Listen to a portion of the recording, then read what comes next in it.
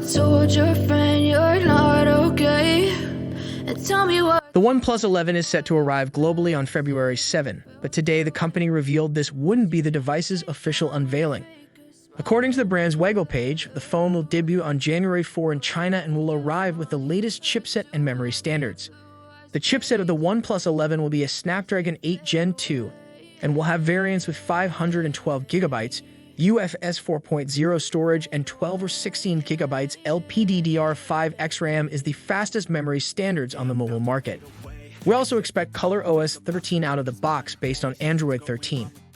The event will also be the announcement stage for the OnePlus Buds Pro 2, earbuds that are also set to arrive on the international stage in February.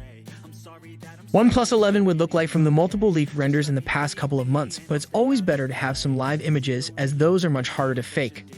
As you can see, the photos merely confirm what we've seen earlier in the renders. The circular camera module is in place along with the Hasselblad branding and the sandstone-like finish of the back panel. Interestingly enough, the display indeed appears to be flat. As a bonus, OnePlus themselves shared a couple of official product images. Ever since the OnePlus 7 Pro, the company has been making its flagship phones with curved displays, so it's surprising to see the second flagship for this year with a flat display. At least the alert slider is back.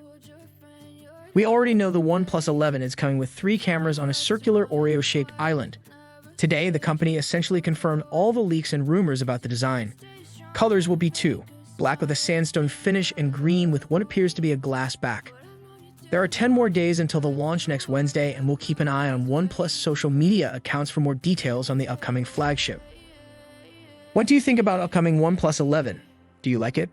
Give your opinion in the comment section below. Subscribe to Mobile Versus. Thanks for watching.